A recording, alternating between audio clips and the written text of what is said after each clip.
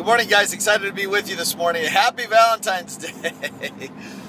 You know, I was thinking about really our conversation this morning, and as I was, we've talked a lot about words this week. We've talked about the words that we say to ourselves and the impact that those have. We talked about the power of the written word in a letter to our sweethearts.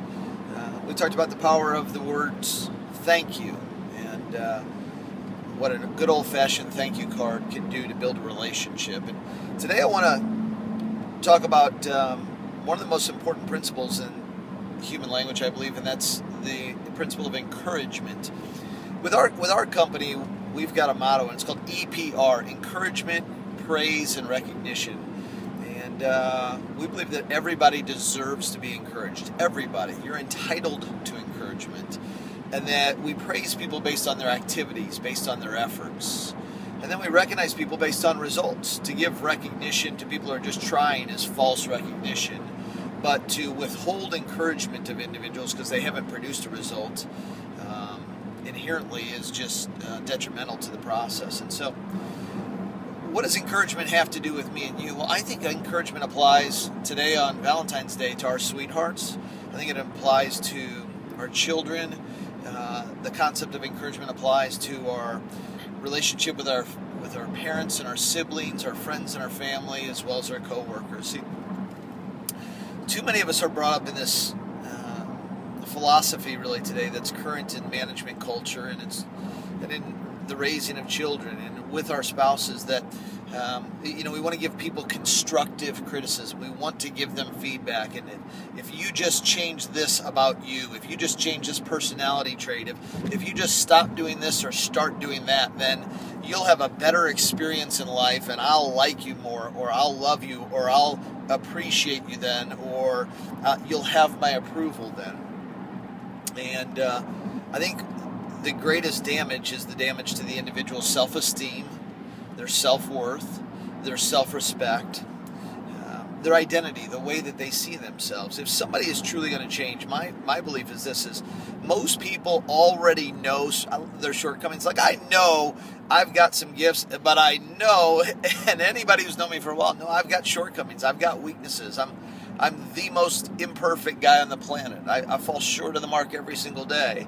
And so what gives me and what gives us the ability to make better choices and to change and to grow in those areas that we're not naturally strong or that we struggle with is when we feel great about ourselves, when we've got the self-confidence and the courage to make choices that go against our nature, or to make choices that are not part of our current habits. And that takes self-confidence, it takes courage, it takes guts to do, and it's not easy. It always looks easy to the outside world. It always looks easy for me and you to point out, boy, if they just changed this, if they just started doing this, if they just stopped doing that, it's easy for us to point that out to others. But in our own lives, man, we struggle with these things. And so my word for you today is encouragement.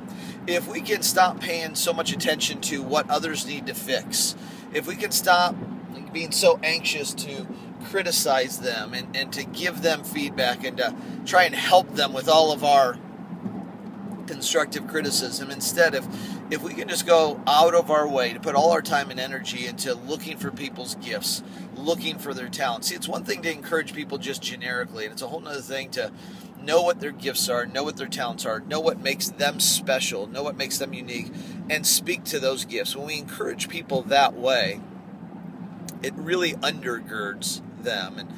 And so my message for you today, and we're going to pick up and talk a little bit more about this tomorrow as we finish out the week. My message for you today on Thursday, Valentine's Day 2013, is just this. Look for opportunities in every conversation that you have today, and look for opportunities in every relationship that you have to encourage others, to genuinely encourage them, and do everything that you can to bite your tongue and not criticize and not point out their shortcomings and weaknesses. People are going to have a much greater capacity to change in the way that you want them to change and in a way that perhaps they even need to change if they're really undergirded in their self-esteem and self-confidence. And you can help to build that one encouraging word at a time. Appreciate you guys. I sincerely do. and I appreciate all the comments and feedbacks and ideas that I've gotten. And I really, really look forward to our next conversation tomorrow. Have a terrific day, everybody.